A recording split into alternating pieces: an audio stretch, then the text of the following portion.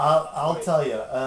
Listening to some of these other tracks, I got a real now don't disagree with me or disagree if you want. I'll tell you if you're wrong. You'll tell me if I'm wrong, and if I'm right, you won't. Yeah, it's true.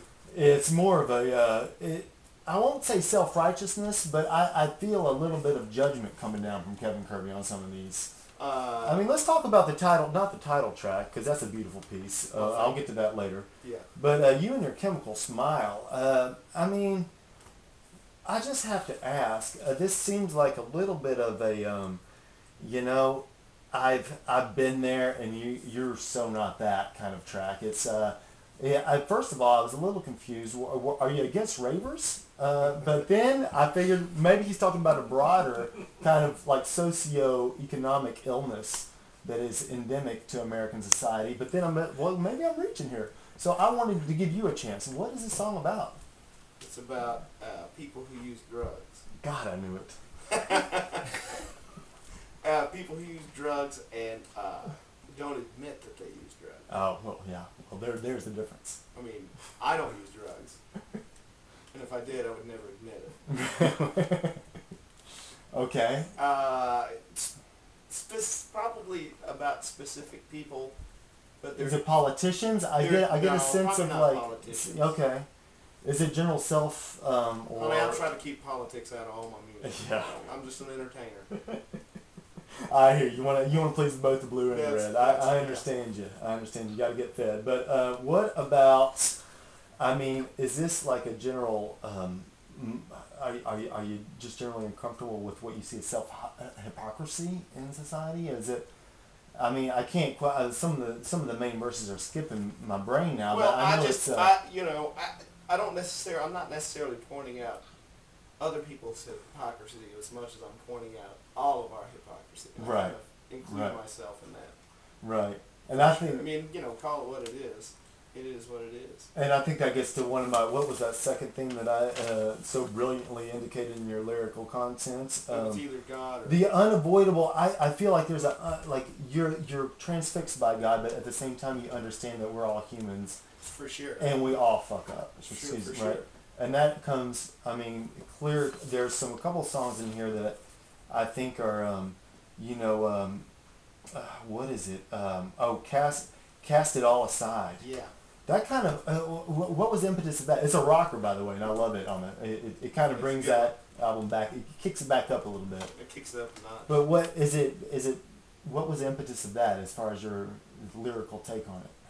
Oh, it's just what you said. I mean, it's about hey, you're gonna fuck up, but that's kind of, I grew up like thinking that God was waiting for me to mess up so He could send me to heaven. Mm-hmm. But actually, if you strip away everything that I was taught, I mean, it's not that. It's not a religion of hate. It's a religion of, hey, I sent this part of me to become man, to take the pressure off of you. So yeah, now you can mess up. Right. I mean, there's nothing you can do that. And is that would you describe that as your own personal belief? It's becoming that, yeah. Yeah. Okay. Yeah. I mean, it took me 40 years almost to figure this out because I grew up, anybody outside of this religion that I was in was damned to hell. I mean, first of all, automatically. And if you screw up one time after you're of the age of accountability, which for me was 9, I mean, I was baptized when I was 9 because I was scared to death of going to hell at 9 years old, which is a bit fucked up, really. But it took me a while to realize, hey, no, it's not a message of hate. It's a message of love. All right. So it's kind of, it's a little bit of you coming to terms with your... Yeah, and it's all, like, cast it all aside. It's just the impermanence of things, this is all I think there's a line, temporary. Throw it to a Buddhist monk, burn it. Yeah. That's I like that line. That was a good one. Yeah. And, I can't help but then, some of what I think about the... you have a good ability to bridge like the judgment with that. Yeah, we're all kind of in the same boat. Yeah, right. Fallback crutch. Let's talk about that one. Yeah. That's about everyone's got their thing.